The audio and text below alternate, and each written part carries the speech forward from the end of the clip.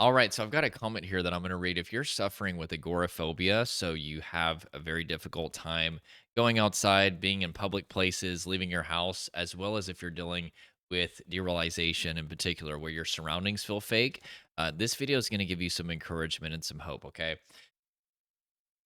Lewis is his name. So Lewis says, I'm struggling with feeling lost in my own house. I know the full address, but I just feel so lost and really confused. Trying to leave my room is really difficult and quite scary, but I'm just stuck in freeze all day and I'm stuck in freeze all day and night for weeks now. Anyways, thanks Jordan for all your videos. So I really appreciate you commenting, Lewis, and I'm so sorry to hear that you're having to go through this, buddy.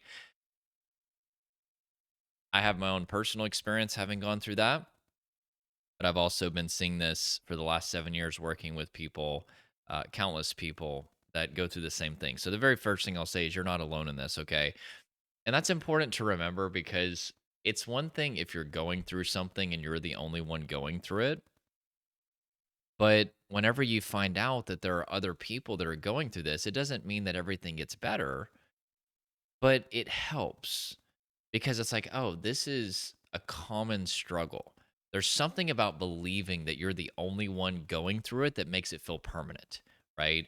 It makes it feel a lot worse than it actually is. Not saying you're not going through absolute hell, but it's one thing to be going through hell, and a lot of people go through this hell versus you're the only one, okay?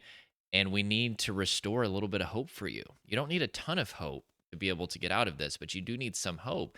That's the first thing that I'll tell you is I went through this myself, and I also work with clients all the time that go through this. In fact, if you go to my YouTube channel, let me pull up the video. I think it was the last long video that I posted. Um, Double check. Yeah, it's called "The Comeback: Laura's Victory Over DPDR, Anxiety, and OCD After 5 Years." So I've got this client that I'm working with, and she's starting to not show up to meetings anymore because she just doesn't need to. But she was so terrified of experiencing symptoms when she went out of the house that she just didn't leave the house very much for a long time. And she would lay in bed, she'd get on TikTok and, YouTube and social media, and she just kind of doom scroll.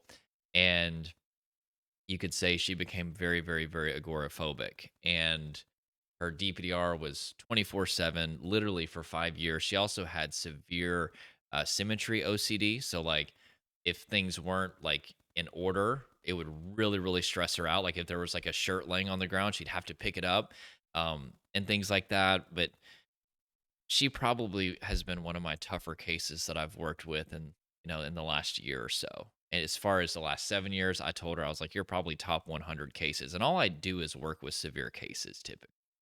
Um, so this is a bad situation, right? Very, very dark situation. But what she did is she started to do things that communicate safety to her brain, body, and nervous system. I'm going to go over some of those with you in this video. And she showed up a couple weeks ago and she's like, Jordan, my symptoms have been gone now for like 2 weeks. And she's like, I actually am enjoying my life again. And I can't wait to wake up. And for me, that's what it's all about. That's the outcome that we're fighting for, is for you to be able to be present, for you to be able to be calm, and for you to be able to enjoy your life again, right? That's what it's all about. And I will tell you, and I say this quite a bit, 1 hour of being truly symptom free and present almost makes it like all those years with symptoms didn't even happen. And I know some of you have just been struggling for months, but a lot of you, it's probably been years. But if you can ever truly become safely embodied and be in the present moment, it is just ecstasy. It really is. Not saying that life doesn't have its challenges. Life is warfare. And in a sense, life is suffering. There's always going to be warfare and suffering in life, but you can rise up in your level of resilience and self care and health and wellness and be able to overcome those challenges quite quickly and go back to being in a really, really good state. But anyway, with that being said, she's getting her life back. And I will tell you, there was a long time where I was alone in my apartment. and was extremely, extremely depressed and anxious and was having all kinds of irrational fears that I was going crazy and that I had brain damage. What if I become psychotic? What if I have epilepsy? What if I have cancer? What if I'm dying of a heart attack? What if my breathing stops and just 10,000 other fears? And I would barely leave my apartment. I also would barely leave my house. Wait, let me re-say that. I meant to say I would barely leave my apartment, but I also would barely leave my room even. And I hate to even say this because it's so embarrassing and I don't say it too often, but I became so anxious that I was convinced that one of my rooms was haunted at one point in time. This was like in 2009. And I wouldn't even go in that room. And I would just sleep on this futon that I had in my living room. And so it got really, really, really bad. And so I know what you're going through. I know, you look at your surroundings, they don't feel real. They don't have that kind of emotional connection anymore. And like you said, you feel like you're lost in your own house. And even going out and about, everything just feels so disconnected. But that's your brain protecting you. That's your brain trying to shield you because, as you said, you're in the freeze response. Okay. Now, let's talk a little bit about some things that you can do to overcome this. Okay. So, one of the things that you can do to overcome this is something called progressive exposure. Okay. So, part of the freeze response, which is what produces depersonalization realization, is your brain is going to try to tell you to stay frozen because this is technically a mammalian defense mechanism that is designed to communicate to a predator that you're dead so it loses interest and walks away. And the reason that that is because predators prioritize a prey that puts fight. And so think about it. If there's like a gazelle lying on the ground, it's just like complete. And let's say that there's a lion that's kind of pacing back and forth, deciding if it's going to eat it based upon how much movement there is. Well, if the gazelle starts to move around, the lion's going to eat it. And so your ability to stay immobile and frozen is equal to the likelihood that you will survive when you were coming out of the freeze response. And so as human beings, we typically are not just like completely frozen. I mean, I show a video to all of my clients. That's one of the first things I show them is this video of, I believe it's an impala in the wild that went into the freeze response. It looks like it's dead. I mean, you can't even see it breathing, but it is still alive. And the predator loses interest. What is it, a cougar or something like that, or a lion? But it loses interest and walks away. And then the gazelle or the impala rather comes out of the freeze response and walks away. But typically with human beings, it's not that we're like completely frozen, but we do become slower. Like the more that you enter into the freeze response, you'll become slower and slower and slower, right? Whenever you initially enter the freeze response, you might have some anxiety there. There might be some panic attacks, but you also have some dissociative symptoms like depersonalization, realization. Your memory may fragment, time may feel distorted, things like that. But the deeper that you go into the freeze, eventually anxiety shuts off. And some of you that are watching this, you're in a very severe, deep state of trauma where you're just completely numb. But people can go in and out of these different states too. It's not like a static thing. But the more that you get into the deepest state of the freeze, you'll find, start talking this here, just kind of zone out. Breathing slows down, right? Because think about it, the freeze response is technically produced by the dorsal vagal branch of the parasympathetic nervous system.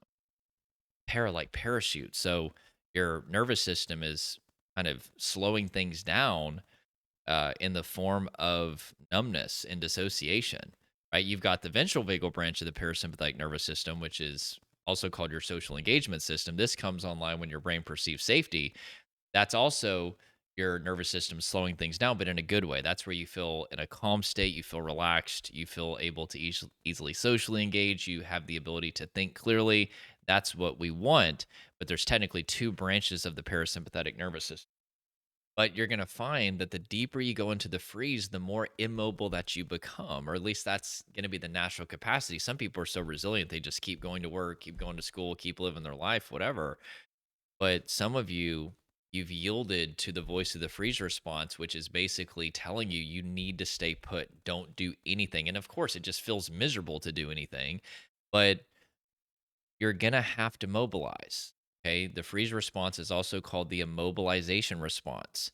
It's going to feel natural to stay frozen, but you have to act contrary to that. And it's difficult, but you can do something called progressive exposure. You don't have to do this all at once, but just every day have periods of time where you're going into those other rooms and you're eventually leaving the house and you're starting to reintegrate back into life. But the second thing that I want to tell you is we also need you to start to feel the tension in your body and start to relax that. If you feel any emotions, you need to allow them to peak and get to max intensity and then come down. That's very, very important. And also, if you feel any shaking, always allow that to happen because that's your body discharging adrenaline. But we need you to start to self regulate. We need you to start to release that energy, tension, and emotion from the body. Another thing that you really, really need is co regulation. Now, of course, I would love to consider working with you. Go to my profile. There's actually a free 5 shifts masterclass, and I really want you to watch that because it's going to give you the 5 shifts that you need to make. We've already gone over some of them. It's going to build on that. And there's also a link to book a call with me and my team. Make sure to check that out. But you need a safe person in your life that's going to help build hope throughout this process. Okay. People heal people. Studies have shown that co regulation is actually up to 45% of recovery. And I think everybody's looking for, the right method. They're looking for, techniques. And yeah, we need to do self-regulation skills. That's important.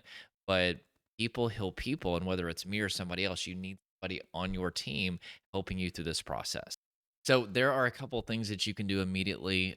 Exposure, relaxation, co-regulation. But another thing that you really, really need is the neuroscience of what's going on. And that's where the 5 shifts masterclass is really going to go in depth with exactly what's going on. Because the more that you understand the neuroscience of what's happening, it's going to help detach fear from symptoms as well as shame, which is super, super important. So check out that masterclass and just know that there is nothing but hope for you. I have seen people in the most severe freeze after 20 plus years, sometimes 30 plus years, come out of it, severe agoraphobia, and you're not going to be any different than them. You're going to come out of this, but we need to do things that show your nervous system that you're safe. There's a few tips for you. Hang in there and just know that you're not alone and there's nothing but hope for you. If this video helped you, make sure to smash the like button, subscribe, join this family, and I hope you have an awesome day, and we'll talk to you.